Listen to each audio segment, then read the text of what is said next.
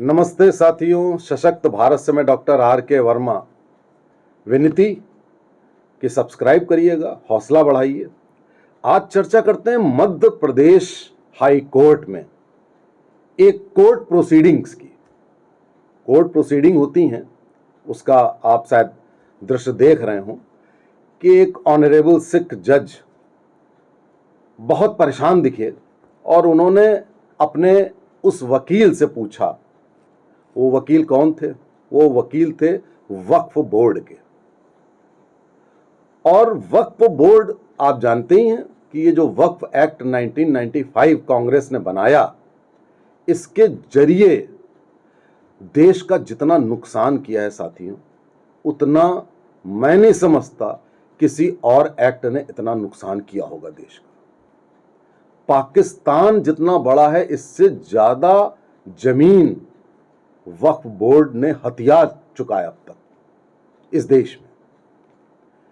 मतलब कितने lakh square kilometre या मीटर, जितना भी आप समझें, मतलब पाकिस्तान के बराबर तकरीबन आप समझ लीजिए भूमि हथिया चुका है वक्फ एक्ट बोर्ड। अकारण उनको ये पावर दी गई है कि आप जिस भी जमीन को कह दोगे ये आपकी है, वो आपकी हुई। और उसके खिलाफ आपको अगर कुछ कहना करना है तो आप वक्फ बोर्ड में जाइए, जहां पे कुछ मौलाना बैठे होंगे जो कहेंगे ये हमारी है, आपकी नहीं है। और एक आधे प्रावधान में जब बहुत बड़ा मैटर हो तो हाई कोर्ट में जा सकता है। अब यह मैटर था मध्य प्रदेश में, जिसमें कि ऐसे ही जमीन हथिया रहे थे, बड़ा मामला था। तो उन्होंने, जज महोदय ने वक्फ बोर्ड के वकील से पूछा कि आप इस जमीन को किस आधार पर हथिया रहे हैं, ले रहे हैं। उस वकील ने कहा कि हम वक्फ एक्ट के फलाने फलाने प्रावधान के तहत यह जमीन अधिग्रहण कर रहे हैं। तो जज साहब बोले कि नहीं, मैं ये नहीं पूछ रहा हूं, मैं पूछ रहा हूं कि आपका बेसिस क्या है, आप किस आधार पे ले रहे हैं, ये आपकी कैसे हुई जमीन। उसका फिर यही जवाब कि हम फलाने फलाने प्रावधान के तहत ले रहे हैं। उसने कहा आप बड़े अजीब आदमी, मैं आपसे पूछ रहा हूं कि आप किस आधार पे ले रहे हैं, आप मुझे वो आधार बता ही नहीं रहे, आप कह रहे हैं कि इस प्रावधान के तहत ले रहे हैं। साथियों, अगर आधार होता तभी ना वो बताता ना वकील। आधार नहीं होता है। बगैर आधार के आपका मकान, आपकी जमीन, आपकी पुश्तैनी जमीन, आपकी गांव की जमीन, अगर वक्फ बोर्ड हाथ रख दे ये मेरी हुई, तो उसकी हो जाती है। अब जाके सुप्रीम कोर्ट के एक दो ऐसे निर्णय आए हैं जो उन्होंने कहा है कि आपको आधार बताना पड़ेगा। अब इस एक्ट की बात, इस पे जज साहब इतना नाराज हुए कि उन्होंने कहा कि आप, मैं यहां बैठा हुआ हूं कोर्ट में, आप कह दोगे ये आपकी जमीन हो गई, आपका हाई कोर्ट आपका हो गया, तो क्या हुआ इसका मतलब। वो वकील चुप रहा। लेकिन साथियों, इस देश में सैकड़ों जगह ऐसी हैं जो बगैर कुछ बताए अकारण ले ली गई वक्फ बोर्ड द्वारा, ली ही नहीं गई, उसके बाद उनका अनऑथराइज यूज हुआ, बेची गई। मैं लखनऊ में बैठा हूं, लखनऊ के सादतगंज में ऐसा हुआ। मंदिर पूरा टेंपल प्रेमिसेस ले लिया गया, बीच में मंदिर को छोड़ के किनारे सारी जमीन बेच दी गई। आप जरा सोचिए कि इस तरह से एक्ट कांग्रेस बना करके देश के साथ खिलवाड़ करती थी। और 10 सालों में हमारी सरकार रही, हमारी सरकार ने भी कुछ नहीं किया।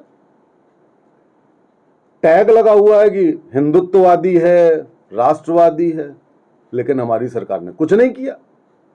और अब 11वें साल पे उसमें कुछ संशोधन करने के लिए एक अमेंडमेंट लेके आई हमारी सरकार, और उसको शाम होते होते बजाय उन अमेंडमेंट्स को पास करने के जेपीसी यानी कि ज्वाइंट पार्लियामेंट्री कमेटी को रेफर कर दिया, जिसका तात्पर्य है कि वो डाइल्यूट होगा।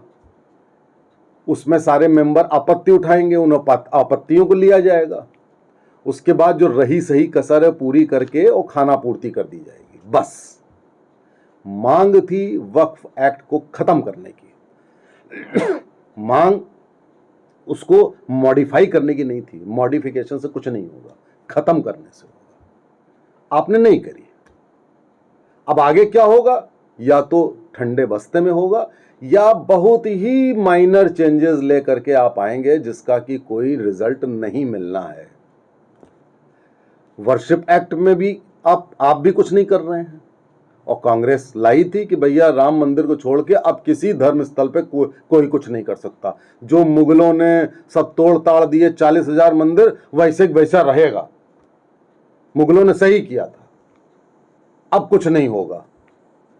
लेकिन भारतीय जनता पार्टी की सरकार ने भी 10 साल में कुछ नहीं किया। अभी 11वां साल है, अब कब होगा हम इंतजार कर रहे हैं। तो मेरा ये आशय है कि भाई अगर आप इन एक्ट्स को, बिल्स को खत्म नहीं कर पा रहे हैं कि बिल पास नहीं होंगे या कुछ प्रॉब्लम हो जाएगी, बवाल हो जाएगा, आप एक काम क्यों नहीं करते हैं? वक्फ एक्ट जैसा एक्ट हिंदुओं के लिए क्यों नहीं बना देते हैं? हम भी एक्वायर करें, क्या दिक्कत है? करिए ना। और भी बहुत सारे एक्ट हैं, मैं आपको धीरे धीरे सब बता दूं। आप हिंदुओं के लिए सब कर दीजिए। क्या वो आर्टिकल 30A में जिसमें आप मना करते हैं कि हिंदू अपनी धार्मिक शिक्षा नहीं दे सकता है और मुसलमान और क्रिश्चियन दे सकता है, आपने नहीं हटाया। लेकिन क्या आप दोबारा ये नहीं कह सकते हैं कि हिंदू भी दे सकता है धर्म में? चलिए आप वो हटाइए ना, तो कम से कम हिंदू को आप एम्पावर कर सकते हैं। तो क्या आपने किया? और दूसरी बात, कई ऐसे मामले हैं जो हिंदुओं से रिलेटेड हैं। सबसे बड़ा बर्निंग मामला है कि जो मंदिर हैं पूरे भारत में, लाखों मंदिरों पे सरकारी कंट्रोल है। 11 साल से, उसके पहले तो सरकारी कंट्रोल कर लिया था नेहरू के जमाने से।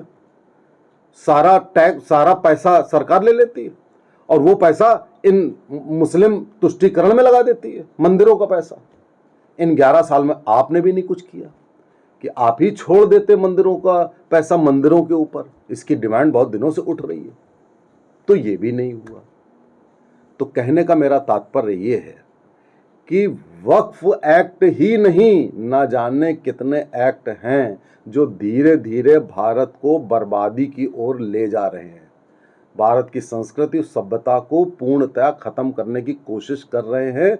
आपका संविधान भी जितनी डैमेज कर सकता है, मुगलों से ज्यादा डैमेज कर रहा है।